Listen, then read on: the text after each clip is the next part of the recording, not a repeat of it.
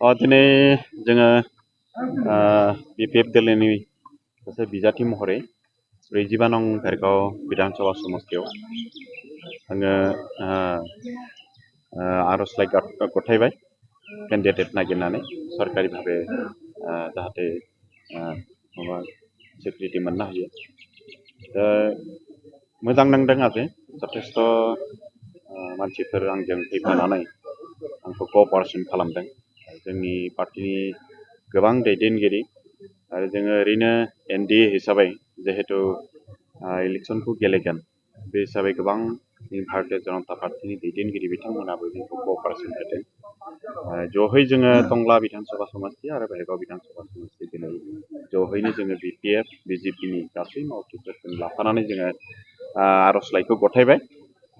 निस्सय मिजिं खालामो रायजो राजाफ्रा एबार जथेस्थ' मोनसे रंजानाय नुनो मोनदों।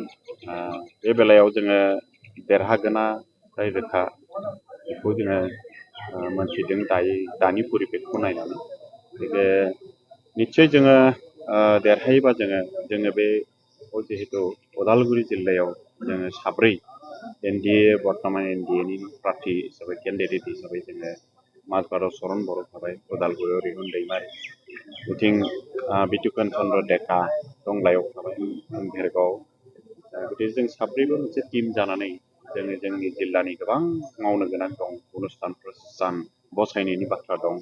बेफोरखौ जोङो उननि बोथोरफोराव देरहानायनि उनाव जोङो मावफुंनायनि परिकल्पना खालामनानै दोनदों आरो बे हिसाबै जोङो निस्सय उननि बोथोरफोराव गोबां बे जिल्लाखौ जौगाहोनाय बेलायाव जोङो मैखोम बाहागो लानानै जोङो जाहाथे जोङो जौगाखांहोनो हायो बेनि सायाव जोङो नाजालांबाय थागोन। सार बेसेबां भटनि फारागथियाव देरहागोन होनना सानो?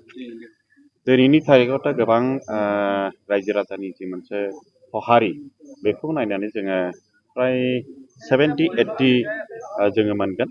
आरो बे हिसाबै गोबां बेब'धानाव जोङो देरहागोन। नेरसोन बर' फेक्टर जागोन नामा नोंथांनि थाखाय? दिनैनि थारिखआव जि नुदों जोङो नेरसोन बर'खौ बिदि गोबां फेक्टर जागोन होननानै जों सानाखै। जायखिजाया मोनसे समाव जोंनिमोन बिथाङाबो गेलेदों। बिथांखौ जोङो शुभेच्छा हरदों। निस्सय जोङो मिजिं खालामो जोङो गोबां भटनि बेब'धानाव जोङो देरहागोन। जों नुबायमोन बोसोरफ्रोमबो बबावबा बुथ माने सोनाय समावनो खिन्थु नांज्लायनाय जायो। बेबायदि थासारिनि थाखाय नोंथांमोना माबायदि मावो?